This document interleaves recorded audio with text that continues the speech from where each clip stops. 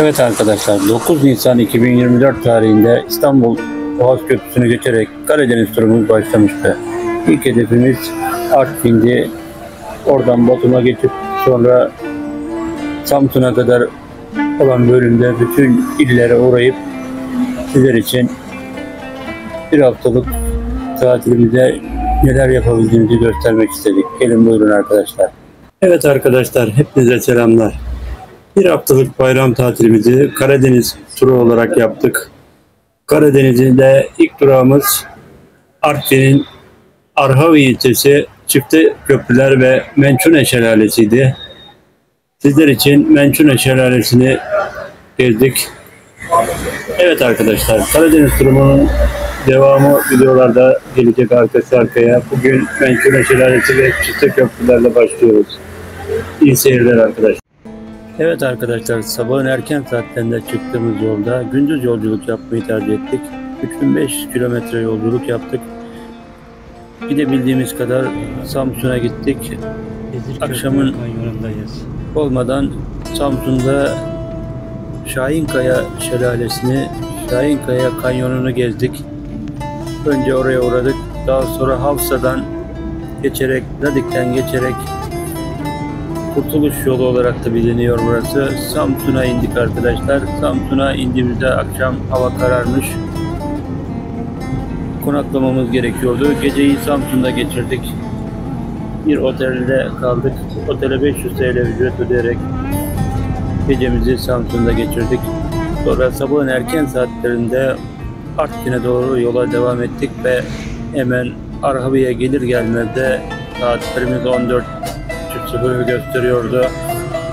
Hemen gördüğümüz turistik tabeladan Çifte Köprüler, Mençune Şelalesi gibi cennet köşeleri bizi bekliyordu. Hemen vakit kaybetmeden, gün batmadan bu güzel yerleri ziyaret edelim dedik. Günü bu iki güzel köprü ve şelalede tamamlamak için vaktimiz ancak o kadar yetiyordu. Ve hedefimize ulaştık. Önce Çifte Köprülere gittik. Daha sonra Mençune Şelalesi'ne uğradık. Arhavi merkezden çıktığınız zaman Çifte Köprüler 17 kilometre, Mençune Şelalesi 20 kilometre. Çifte Köprülere vardığınızda oradan çıkan bir yol Mençune Şelalesi'ni gösteriyor. 3 kilometrede oradan devam ediyorsunuz. Ve Mençune Şelalelerine gerçekten çok güzel bir şelale sizleri bekliyor. Önce bu köprüde fotoğraflarınızı çekilin. Köprünün üstünde, bu tarihi köprünün üzerinde gezintinizi yapın. Sonra da Mençune Şelalesi'ne geçebilirsiniz arkadaşlar. Evet, sizleri videoyla baş başa bırakıyorum. Fazla konuşmaya gerek yok diyorum.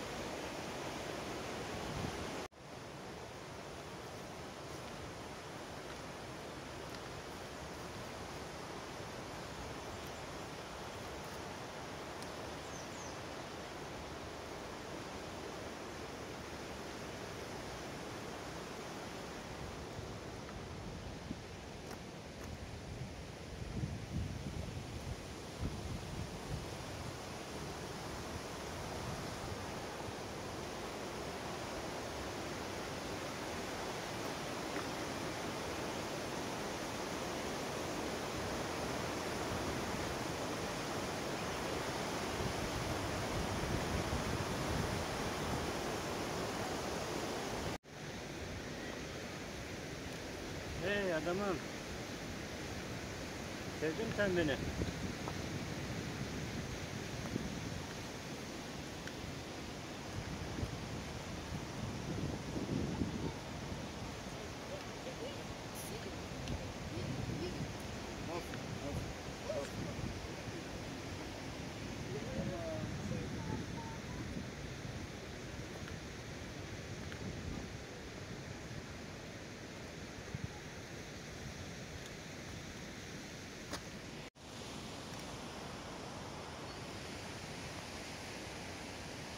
Sen kameraları seviyor musun?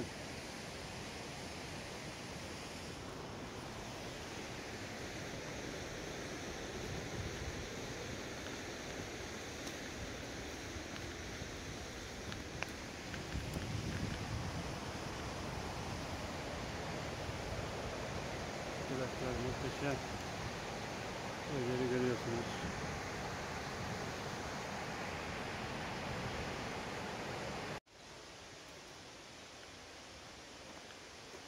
Evet arkadaşlar, Mançurya Şelalesi'ne geldik. Biraz yukarı çıkmamız gerekti.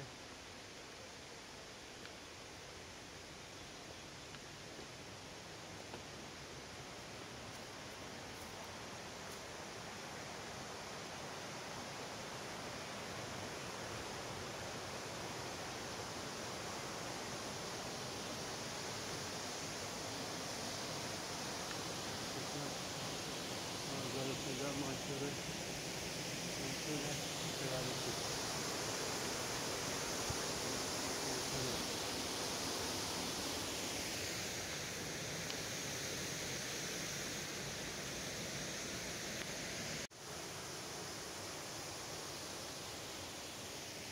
Evet arkadaşlar. Mançurya Şelalesi yürüyüş köprüsü. Böyle eski tarihi bir köprü var burada. Tahtaları 5 tahta öderken köprüleri tutunarak geçmek gerekiyor. Veya herhangi bir tanesi aşağı bakabilir.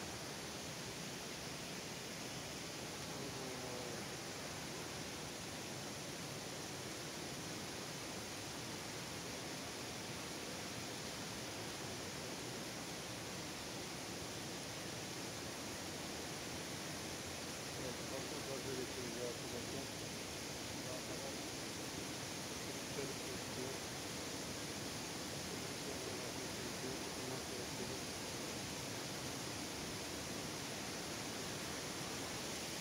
Böyle bir dünya hareketi herhalde.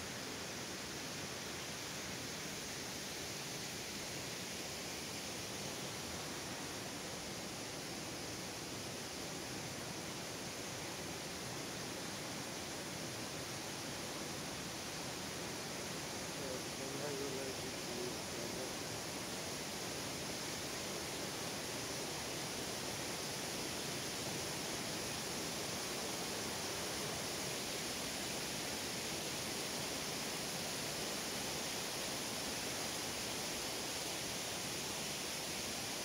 Her an tehlikeli bir tahtaya basabiliriz. Sağlam yüzümüze gel.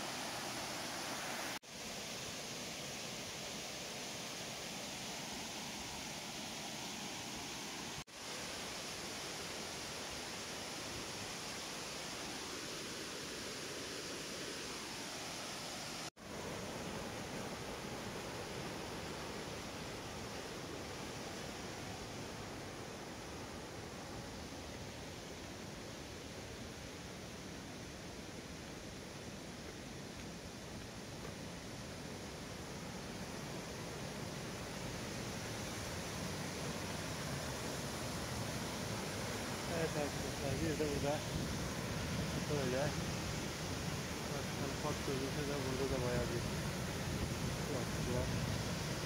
Hizmetinde ilerleyeler. Yazın geldiğinde güzel seyirciler. Arkadan çok bir şelale var. 2-3 tane şelale var. Böyle akıyor. Evet, geldiğiniz zaman hemen karşıdaki şelaleye gideceksiniz arkadaşlar. Bunlar ufak şelaleler. Şu görmüş olduğunuz tam orada şelale arkadaşlar.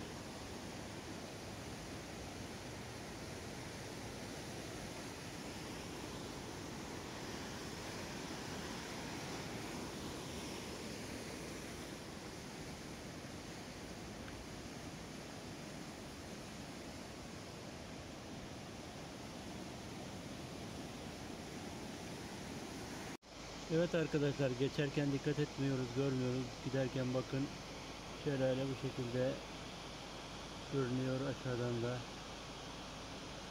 Giderken burada hiçbir şey yokmuş gibi görünüyor. Giderken bakabilirsiniz. Su aktığı yer burası.